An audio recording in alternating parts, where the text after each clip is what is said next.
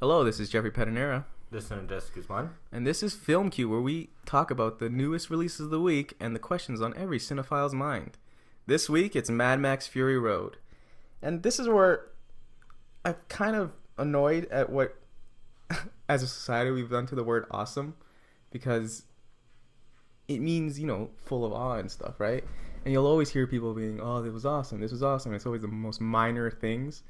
Yet then you come across a movie like Mad Max, which is almost the classical definition of awesome. We're watching it, and throughout the whole thing, I'm just like wide-eyed, ear-to-ear grinning, because it's ridiculous. It's a lot of fun to watch in theaters. It was so much fun. I don't want to make it like some sort of pun here, but it was like this huge ride to like go on, and you're just like watching every moment of it, and you can't look away. It's already like it's an early year, even though we're like almost halfway through it. But on Letterboxd, I already put it as my number one because one, it concerns the themes that just resonate with me, like the feminist angle of it. We have just a ridiculous chase, and it's ultimately about empathy and how you can't run away from these issues and you have to confront them, right? And everyone sort of has to help out. But ultimately, it's actually. Starting off, what's amazing about it is that it's a Mad Max movie, but they could have easily just called it Imperator Furiosa. You really can't. I think it must have been like 45 minutes into the movie or so when like Max actually starts talking. Or when he has any mumbling. actual actions. Yeah, he's just kind of there, and he's just like, oh shit, oh okay, this is happening now. Okay. Yeah, and he's in jail. Well, not in jail, but he's like a blood bag for the first 30 minutes. Right, he's just there losing blood to Nux, Nicholas Holt's character. Right, which kind of blew me away. I wasn't expecting to like him as much as I did. Yeah, he has a really good arc, which we're not going to spoil here, but I did not expect the arc that we got from him, and I liked it, and it ties into that thematic point that I was alluding to earlier. I honestly think, talking about like this for a spoiler or not, I think Nux is the only thing that might be considered a spoiler. Yeah, because there's not much else that goes on to the movie. You kind of with the trailers. It's economic in its use of plot, right? It's like, oh yeah, Furiosa takes property of Immortan Joe and what he considers his property. Spoiler: it's women. Well, I mean that's how he kind of portrays it. In the film, he calls it his property, and then Furiosa takes them away and tries to bring them to a better place, and that's it. And then we have a 2-hour essentially chase scene. Yeah, which is fucking awesome. Two lines of setup, and then it's just chase. Well, I mean, even the opening where Max is like getting chased down by the War Boys, and like it's insane. And it's just like so much fun. Like it's such a clear, like you know exactly what you're in for just from that opening sequence because it's nonstop action. Yeah. Speaking of which, one thing I noticed early on, and I was keeping an eye out for it while I was watching, is in the destruction. This is where George Miller's a freaking genius. Every scene of like huge destruction, there's always a human body to contextualize it. So you'll always see a war boy or something flying from the sea, hitting the ground. There's always a human body present, so it's never just chaos that's not grounded in any sort of human emotion. Right. You know what I mean? Right. Even if that emotion is just utter pain. Just nonstop bodies being run over by giant trucks and such. Exactly. I mean, even the scene in the trailer where you have that car going up into that sand hurricane or whatever, and you just follow that one body crashing into the car where Mad Max is hanging off the back. He's just whipped around. Yeah, it's just always there to contextualize, and that's what I find so amazing. George Miller at 70 is making better action movies than like directors not even half his age, like a third his age.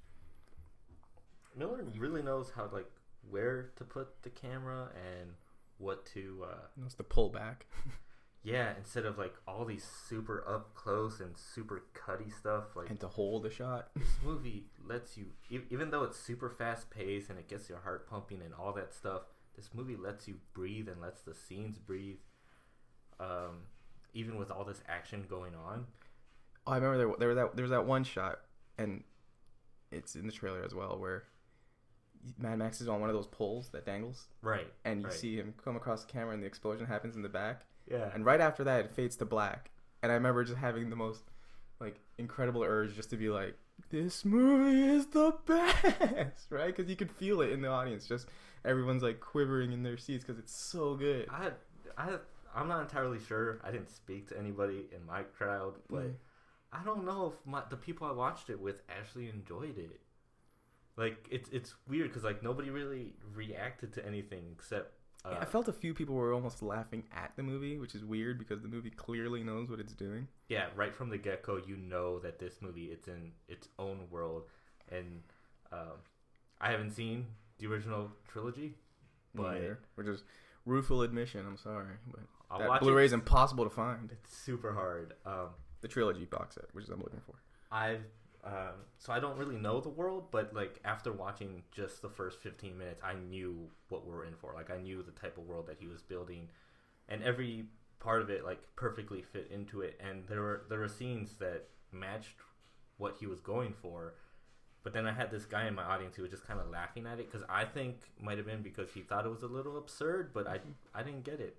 You mentioned the scarecrow-looking dudes. Yeah, that's what I'm calling them. I don't know. He's calling them scarecrows. It's these people who are like stilts. on stilts or something. But it's cool. I don't know. By that point, that's not even the most ridiculous thing you've seen. No. I mean, the one thing that there was one guy ahead of me who was like, every time he'd come on screen, he'd start cackling. Was the guitarist on the hood of the car, which is with a flaming guitar. You want to talk about absurd? It's absurd, but it's so fucking cool. It's so cool, and it knows what it's doing because then when he crashes, the guitar comes like front of the screen. Right, and I think even though it makes no sense, it's just the best. You watched it in 2D, I watched it in 3D, and I know that's like the only scene that really plays as if like it really works for it. Like it's the original idea of 3D of like oh shit's coming out of the screen at you, but it's like I laughed at that not because it was absurd or because it's weird. It was just because like that's clever, it's funny, and it's I mean ultimately I think my audience liked it. It's just I think they liked it. I just didn't think they loved it. I didn't see them like actually eating it up and like being in love with the world we were in. But then again, it's like not everyone's gonna be jumping in their seat, right? Like I was basically quietly clapping to myself after everything, but I was that person. Like I watched it by myself, and I was like kind of for some weird reason in my role there was like the left side was essentially pretty empty and the right side wasn't. But that was true. Mine wasn't as full as I thought it was gonna be. But then again, Pitch Perfect 2 came out this week, and that has a huge following. Yeah, that has a huge crowd. Yeah. I actually heard Pitch Perfect did more money this weekend than Mad Max, which is that's not a surprise. Not a surprise. It's a little upsetting, but I also feel like that's definitely the whole boyfriend girlfriend date movie thing. But that's another story. Yeah. Well, another question for the future. Yeah. What another thing that I love about this movie, and this is something I think I've seen. I'm not as familiar with George Miller as I'd like to be, but earlier this year I watched Babe, Pig in the City, and which, if I'm right, I haven't seen any George Miller films. I think this is my first, so I think you're ahead of me for that one. By one. But with Babe. The first Babe, he wrote it, I think, and produced it. So well, apparently I've seen two Babes and one Mad Max. Apparently, he almost did Justice League.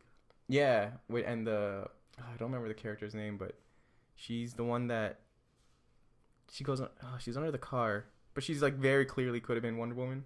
That was his plan to be Wonder Woman. Oh, do you know what I'm talking about? She has the black hair. It's hard to. Anyway, I don't really know. She was a badass, and that is a movie we all missed out on because we're dumb and we only want grim and gritty, and our superheroes for some reason we want them to be realistic, even though they're literally fantasies. Again, that's definitely a different story for another day. Who knows. It's just infuriating because you watch Mad Max Fury Road and it's like you have color, you have legible action. So much color. This movie was beautiful. Yeah, and you look at the images like that are on posters and stuff, and it does not convey the color in this film.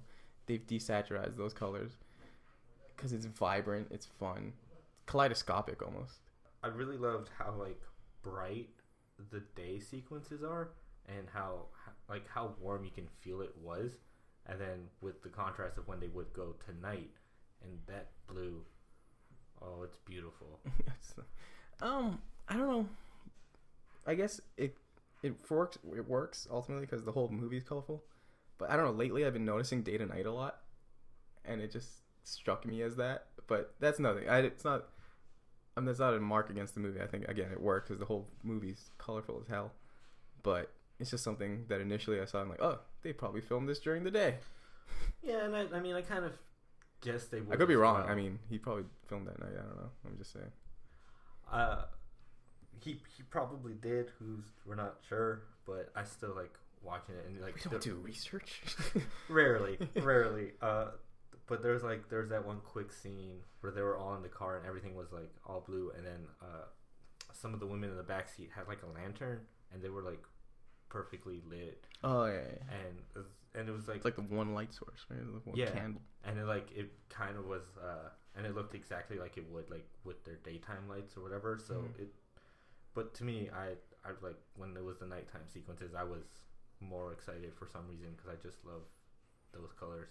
Yeah, well, I mean, the explosions really pop like when they plant those mines in those cars, and it gives it's almost a nice respite from the rest of the movie because the rest of the movie almost takes place entirely in daytime, right? Which again helps with making the action legible. It's not always night. Even though I love Pacific Rim, every battle there takes place at night. Well, Man of Steel is always in a cloudy, rainy day. Pacific Rim, that's like more CGI based. Yeah, it was easier to show stuff. Man of Steel was still love that movie though. Don't get me wrong. Yeah, Man of Steel is like a totally different story because I don't know if you saw the video that was coming up around lately where like if Man of Steel was mean. It kind of like makes me laugh because I remember seeing the set pictures of Henry Cavill in the suit and how bright and vibrant everything was, and I was super excited, and I never really noticed that how like desaturated it all was during the film. It wasn't until that video that I was like, oh shit, that's right. Yeah, that's the one thing I hate about, not hate, hate's a strong word, but one thing I just don't really like about that movie, it's so grim and it's obsessed with exploring Superman as this guy who's figuring things out, even though that's kind of missing the whole point of Superman, where he's this ideal we're supposed to strive towards.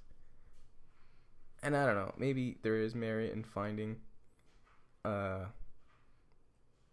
story of a guy becoming that ideal, but at the same time, it just, if you're gonna remake Superman, essentially start from the beginning, that's not the foot you want to get off on. I mean, look at All-Star Superman. That was a story in and of itself, the comic by Grant Morrison, and that sums up his origins in 4 panels, and then we just go, and he's already this idealistic figure, and then it's about the world coming, the arc of that story is the world coming to basically accept that for what it is. I'm a little tired of origin stories. Yeah, like sometimes we need them, but when you got big names like your Batmans or your Supermans or even Spider-Man coming up soon, like we know the story. I don't think we need to. For back to Mad Max, there's the opening sequences in where he's like running through, I'm gonna call it catacombs, and there's like all these weird flashbacks of what I can only assume are characters from previous films. Yeah, I mean it ties into the whole economic use of like plot that I was referring to, where this movie, it just gives you exactly what you need. You just need to understand, okay, Max is tortured by his past. That's it. That's his arc. Right, but like that's what like I'm saying for like as an origin story for this for people like us who haven't seen the original trilogy, where we came in and like right off those scenes we're like, oh, we get it. He's damaged. He doesn't have to have it tattooed on his forehead. Yeah. Oh God. Well, that's another conversation. So, Doesn't he have something written on like a tramp stamp too? We're talking about the Joker, by the way, in Suicide Squad. the tramp stamp isn't like it's not official. It's possibly a leaked, not a leaked pic, but a fan art.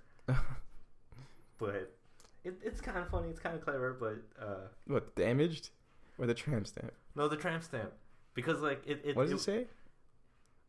pudding.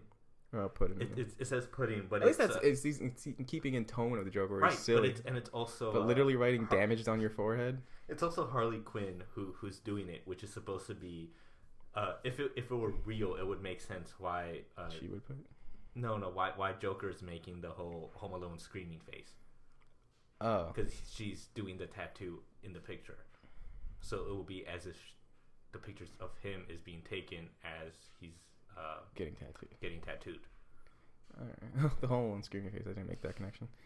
Anyway, to tie this back into Mad Max, the point is, the story, it gives you, it briefly sketches everyone's backstories, and the backstory of the world. But that's really all you need, because all the rest of the plot point is played out through action, which is the purest form of cinema, right? Right. One of. No, it's the purest form, man. You have drama. Yeah, it comes from the. I'm not gonna fucking explain this whole thing, but I mean, like, what better fucking trait does film have than showing you something? Right? Well, I mean, yeah.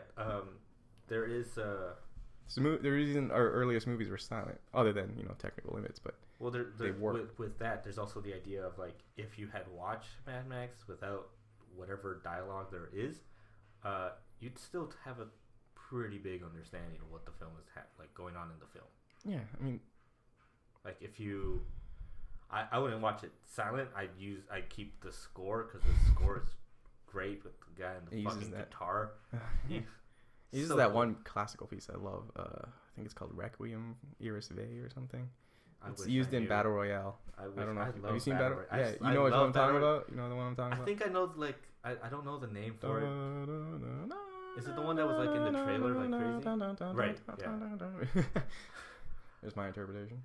But it's like the idea is, like, if you watch it without the sound or without dialogue, you still have an understanding of what's going on in the film. Like, it's not difficult. Because it ties, the metaphor of the film ties everything into the action. You might have a little problem with Immortan Joe early on, because you might not see his, because half his face is covered anyway, so you can't really see, like, you only be able to see emotions through his eye. Well, I barely understood Immortan Joe as it was. So. Sorry? I barely understood Immortan Joe as it was, like, dialogue wise. Right, which kind of like with but Tom, again, it worked. I got what was happening. Bane and stuff.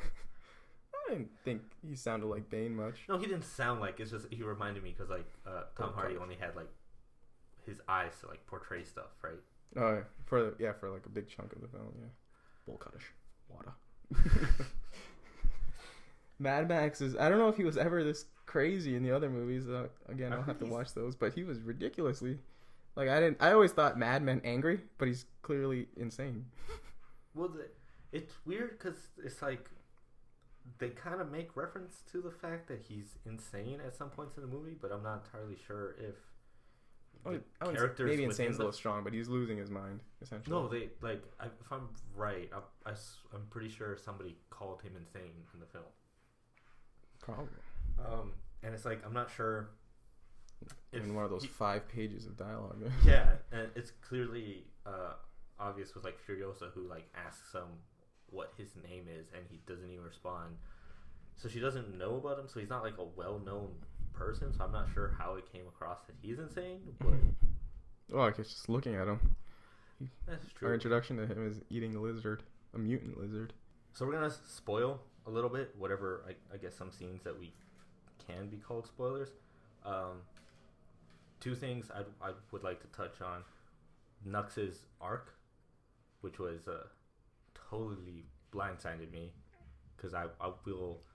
He starts off as a villain, basically, and by the end, he's assisting, which right. I alluded to earlier, I think. Which I'm glad to admit I may have got a little emotional when he. You cry a lot though.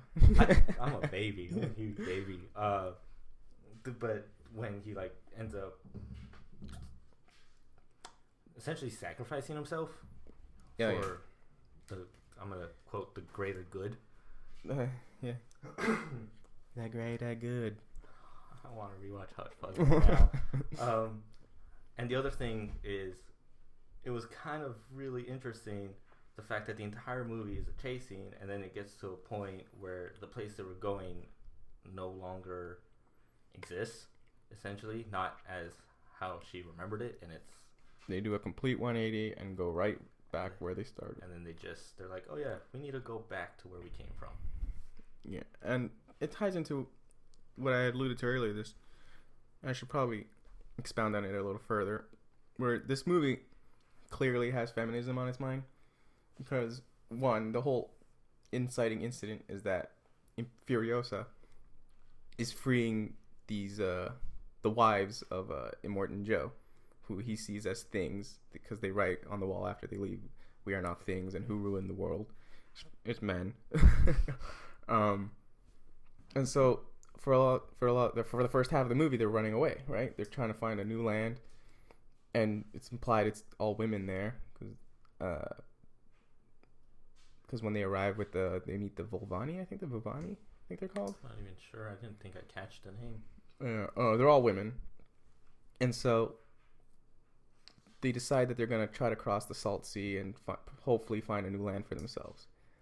But ultimately, they decide that there is already fertile land, and it's back where they started. It's just back completely, to the Citadel. Yeah, it's completely run by Immortan Joe and his people, right? And if you notice, all the war boys are all men, and all the downtrodden, all the poor class are all mutants and stuff. And so it ties into this thing where the patriarchy is not something we can run away from, right? It sounds so pretentious, but I mean, it's true. It's this issue that we have to confront and we have to try to fix, right? It's the world we live in, and we can't run away from the world. Right. And Mad Max is almost an unwilling partner at first, but ultimately he comes to their aid, their side. But the movie ends with him walking away, and the final shot is Furiosa, because ultimately it's her victory. It's women helping women. I really love that ending. It was a great ending. With that, also, like, it's very easy to... I wouldn't even call... Mad Max is one of the main characters, but I wouldn't even call him the main character of the film. No, he's just kind of... He's kind of the element that... he sees Furiosa through instances where she would have clearly needed help, but other than that, it's her journey all the way. Her and the 4 or 5 wives. Zoe Kravitz among them. The other one of them is from one of the Transformers films, I believe. Oh, the one that replaced Megan Fox? Yeah, she did a better job in this, though. I haven't watched the Transformers movie since the second one. Good job. I stayed with them. Michael Bay. So ultimately, where do you fall on Mad Max Fury Road? Clearly you liked it, but I really, really liked it. I really want to watch it at least one more time in the theaters before it's done, because I'm at this weird border where I'm not entirely sure if I loved it yet. What? Yeah, I know it's really weird, but it's like I just really want to be in that world once more. Watch it in 2D, man. I'm gonna try in 2D. It was just I wanted to watch it AVX. I just wanted to catch it up. I want to watch things on like the biggest screen possible when I first watch them. So I would prefer to. Yeah, I mean, for me personally, I already mentioned that it's like my favorite movie of the year so far. But the year is young. We'll have more to go, but it'll take a lot to usurp this film. And with that done, we'll go into our question of the week, which is, we have been struggling to find a way of putting this concisely, so I'm just going to put it in the most vomity way possible. Whereas if you had a person who had never seen a film in their entire life, what would be the movie you show them? Andres, what would it be for you? I've been thinking. I know you've been this. racking your brain about Yeah, this. it's actually like it was one of those questions where For me, I had it like instantly, but we'll go with you first. You're lucky. I'm like, oh, it should be this. No, this is good. No, this is good. I think I'm gonna go with Spielberg's Jurassic Park. You mentioned it before. Why Jurassic Park? Out of all Spielberg movies. Well, don't get me wrong, it's a fucking masterpiece, but it was like even to just right now, I've been debating about whether it should be Jurassic Park or E.T. I haven't seen E.T. I know. You haven't seen Blasphemous. But go walk out right now. Whatever, man. Have you seen Bay Pink City? I have not seen Bay. Exactly. Sorry, George Miller. It's not that big a deal. It is a big deal. Empathy. Go on.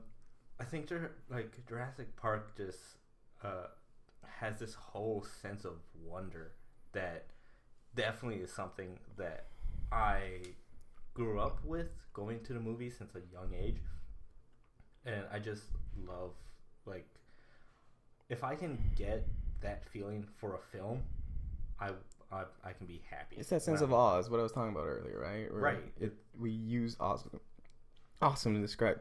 Oh my god. Sorry, let me go get water. Pause it. Sorry about that. Professionalism. I just I grabbed a cup of water, so I should be fine now. Anyway, we were talking about that sense of awe. Right. And it's just the idea.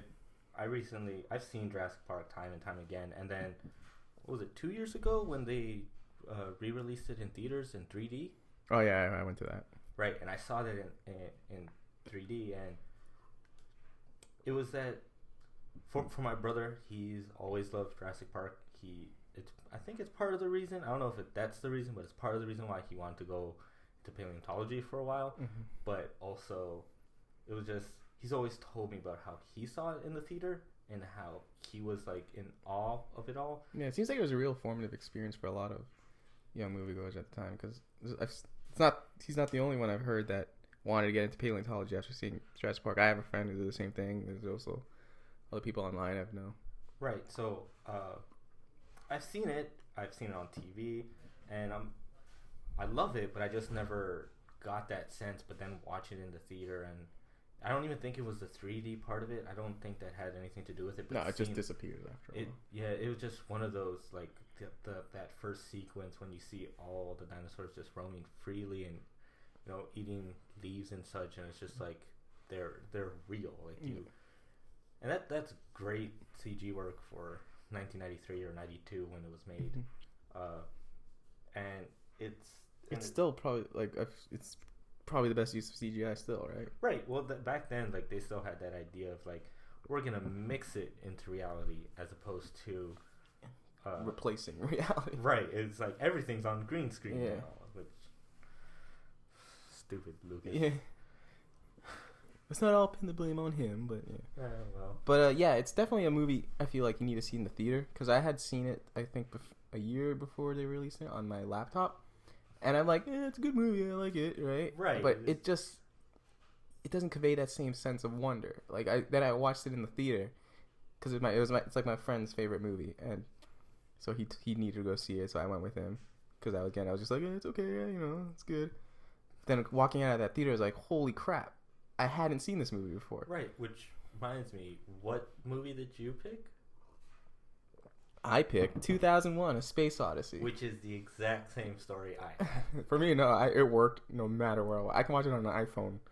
Don't watch it on an iPhone. Never watch it on an iPhone. I could watch it on an iPhone and still be like enraptured. I still remember somebody gave me a DVD copy of it years back, maybe like 2001 or 2011. Oh. 2011, sorry. And I remember watching it on my TV, or actually watched it on my laptop first, and I felt so bad because the entire time I was just like, this is it. This is the movie everybody's raving on about. And then I got the Blu-ray, watched it on my TV, and was like, this is awesome. This is great. But seeing it on the big screen, 70mm is fascinating. Oh, I mean, you fall into the movie. I don't think I've ever seen any movie like that.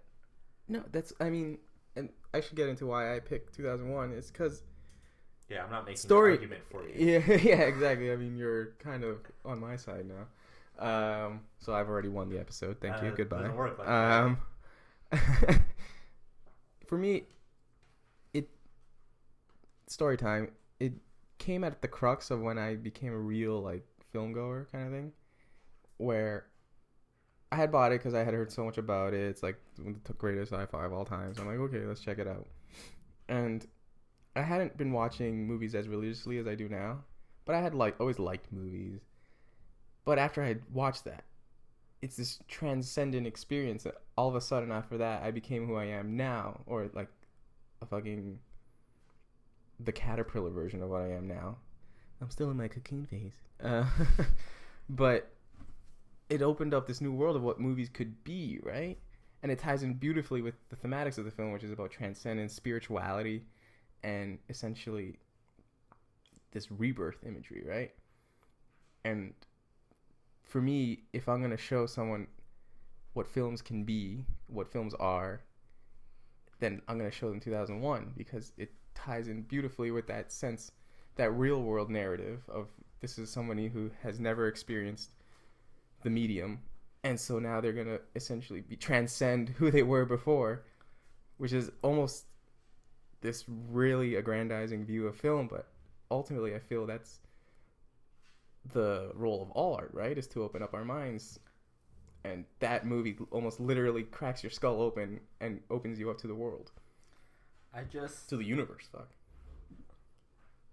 I think I can agree with most of it, but my only issue is why I wouldn't choose this as a film for somebody's first film. It's a little opaque.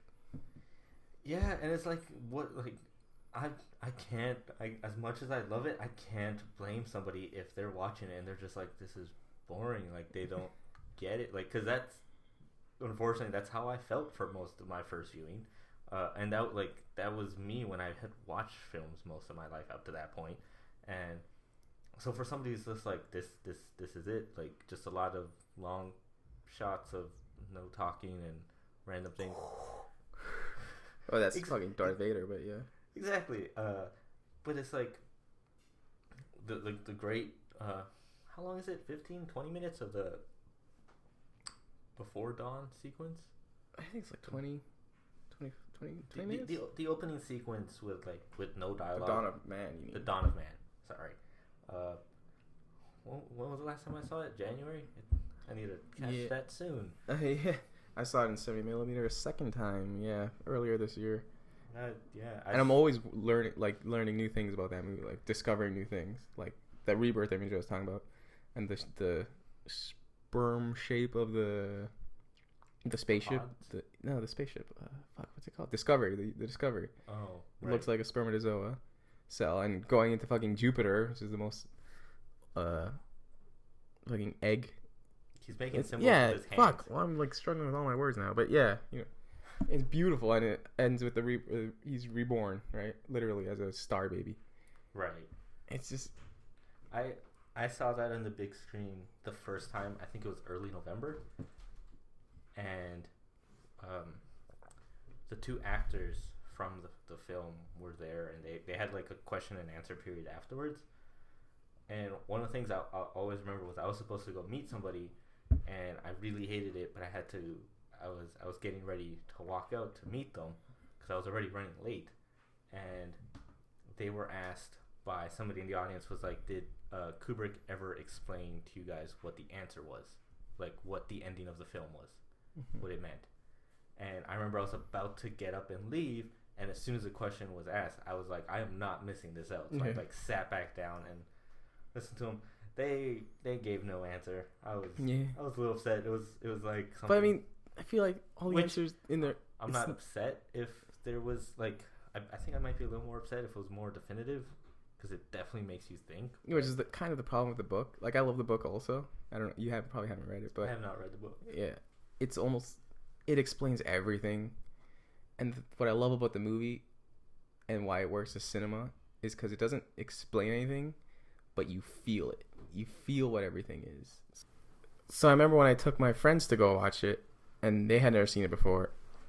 And afterwards, I asked them, "So, did you get what was going on?" And at first, they're like, "I don't think I understood it." But I'm like, "Okay, but what did you feel?" Like, there's the Stargate sequence when he arrives at Jupiter, and it goes into that like 15-minute long impressionistic sequence. Right. And I told him, "Okay, what did you feel during that moment?" Like, I felt like it was alien or whatever, that I was exploring like new areas or whatever. Like, yeah, that's exactly what's happening, right? It may not be literally happening on screen where you're seeing like these alien planets, even though you sort of are. You still get that feeling that you're traversing the universe, the galaxy, right? Your mind is being expanded beyond what was previously a limited scope, right? And so they got all that. They just didn't trust their own instincts. And this is why I just love it, is because it all lands on this intrinsic level. It's all in, like, even though you may not consciously be aware of what may be happening, you'll always deep down understand it. And that's why I feel like the film works beautifully, and why it works as a first-time movie-going experience. Right, but I mean, does your movie bring back dinosaurs from the dead?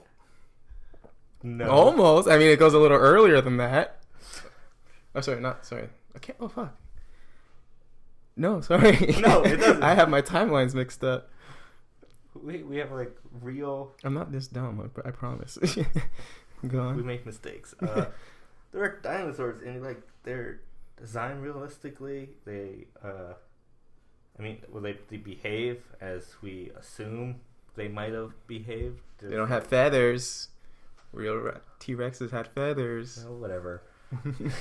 So don't put feathers on your T-Rex. But with there's I don't know if you've seen some of the new like the trailers for Jurassic World, where they talk about how they had to build this new. They had to design a hybrid version of a new dinosaur because new attractions brought new more people. And Chris Pratt turns around and is like, there doesn't really need to be a wow factor. It's dinosaurs. That should be enough on its own. It looks like it's building to some sort of commentary on genetic modification. Right. I'm excited for Jurassic World, but I'm also a little bit nervous. I really love what the director did prior, which was, I believe, Colin Trevorrow. Right. I have no idea who he is. I'm pretty sure he did. He did Safety Not Guaranteed. Oh, is that the guy who's like a time traveler? Yeah. I have not seen that. It's Aubrey Plaza. Yeah, it's great. It's weird, but it's this weird thing where like these small indie directors are now doing big. Yeah, they get like because there's no more like Steven Spielberg where you tough it out in TV for like years and then you finally get a chance.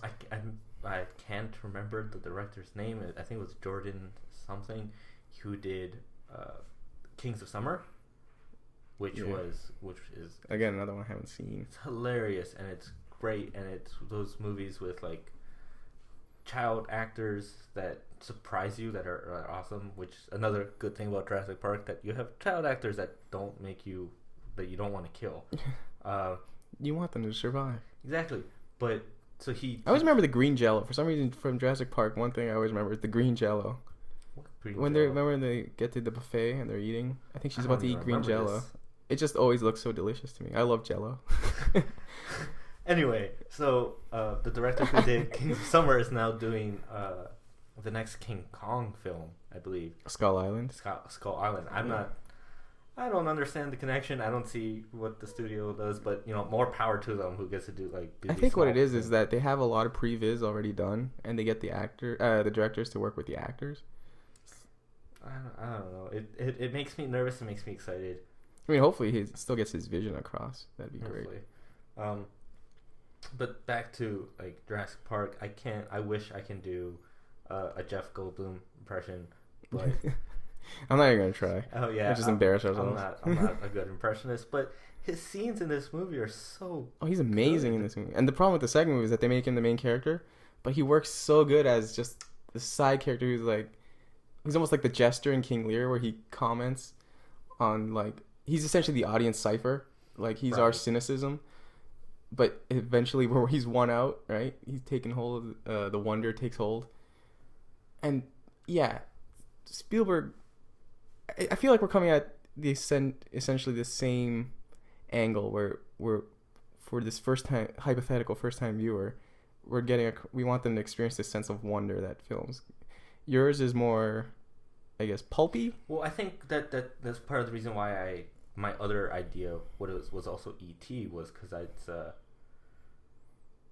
I guess I can't picture somebody around our age, because I feel like if it was one of those, maybe I would have gone Space Odyssey, but I can't picture somebody our age not watching a film. So I want to pick something a little more childish in wonder, something a bit more. Yeah, so you imagine this person as a child, not like a young teenager sort of thing, but like somebody like I wanted to watch them watch a film with like children's eyes and like see their sense of wonder, because that's the whole one of the reasons why like I got into film, or like love film I should say, is because that's how I felt watching some of those movies. I remember watching the original X-Men trilogy in the theaters, and they have issues looking back at them, but I remember watching them and just being in awe. Like I remember like seeing how cool it is. Grew up watching the animated show, and to watch those characters, it was like that's the feeling I want to give somebody. Do you remember your first movie? Your first movie going experience? Yeah, because this would be a good. Oh man, I can. We've talked about it. I can never pinpoint which is which, but it was which is which. The one of the Batman films. Oh, the one with Bane. I think isn't Bane in both? But the one with Two-Face? No, he's not in the one with Two-Face. He's just in the one with Poison Ivy and Mr. Freeze. I think it's Batman and Robin. We always confuse Batman and Robin with Batman Forever. It's regardless. They're sort of interchangeable. Yeah, they don't. I don't care for them anymore. That was your first theater going experience? Yeah. That was the first one I remember. I don't know if I've seen any before that, but that's the first one I remember, because I remember watching it and being like, remember I was a child. I'm gonna say I was at most 7 years old during this time. So I liked the movie and where it was going for some weird reason as a 7-year-old, but then like I remember I was scared shitless of the Bane sequence when he was first being created, and I had to run out of the theater, and I always remember that's my first like big... Your first tear shed for me? No, I wasn't in fear. I just remembered that was the first like movie experience I had. I can't remember mine. Like the earliest one I can remember like right now is probably Small Soldiers. It was for a daycare field trip, and I got pink eye. Oh man! Because we were like sitting front I had row. The VHS for that film. Yeah. I used to love that film. I have no idea if that film's any good. I've seen a few movies front row. I saw Stoker recently front row, and I need to see that better. Cause yeah, you do. That movie's beautiful. I saw How the Grinch Stole Christmas in the front row. I remember seeing that with my cousin and my uncle, and I remember that being a fun time. I also saw Pan's Labyrinth in the front row. I went with my dad. When that came out, I must have been like around 13, and I was not familiar with Spanish as much as I am now. So like being in the front row, I still had to read the subtitles, and my neck hurt so much because I had to look at the top, then the bottom, then the top, then the bottom throughout the entire film, and it's a bit talky. I love the film, but it hurt my neck. Not a good front row experience. No, not a good front row. I recently saw it this year back in the theater in the middle, and it was great. I watched them. I haven't seen it in theater. I only watched it on Blu-ray like last year. But ultimately, I don't even know if that would be going back to the discussion at hand, I don't even know if that would be the Steven Spielberg movie I would choose. I think I'd go Raiders of the Lost Ark. Or maybe even Temple of Doom, because that one's like a straight roller coaster ride. Beginning to end. I have not. I've seen 2 out of the 4 Indiana Jones films. I've seen the first, and I've seen the last one. May I also note that he has not seen the entire Rocky series. I want my Blu-rays back, so he better finish those. 2 out of 6. I'm on my way. I can't comment on Indiana Jones because I only recently I saw the 4th one in the theater when it during its run. I wasn't really excited for it, and I guess that kind of tampered with my whole idea of what Indiana Jones was, and I just didn't. Yeah, you saw King of the Crystal Skull? Yeah, I saw it in the theater. Yeah, exactly. Like that. Like imagine that. Like imagine telling somebody, it's just like, you should watch the Dark Knight trilogy, and then giving them Batman and Robin or Batman Forever. It's just like, no, I'm movie's good. Taking a beating then. I'm good. So I saw Raiders and loved it, but I had no rush to like pop in the second one. Oh my god. I know. I'm sorry. I'm gonna have to lend you those after you finish my Rockies. Well, no, I have them. You have them? I have them. It's even worse. Oh, you know, Pop them in. I have a lot of movies, and like I always tell myself I'm gonna watch this, and then the day of I'm like, I don't feel like it. I'm gonna watch something I've already seen for whatever 60 times. Yeah. So I guess we'll throw this back to you guys now, with 2 people listening to this. Mom, Dad, thank you. They don't care.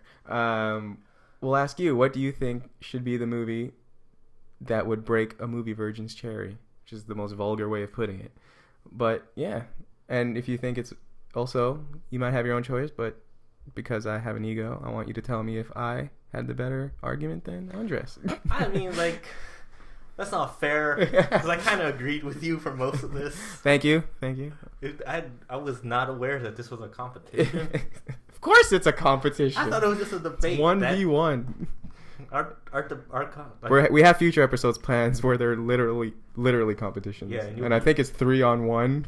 I won't spoil what the topic is yet, but and you're gonna get wrecked. No. Not only because it's 3-on-1, because you're in the wrong. No, I am totally in the right. Anyway, Andres. So yeah, post your answers wherever the hell. This would be a good time to plug our Twitter. Yeah, we're at the Film Q.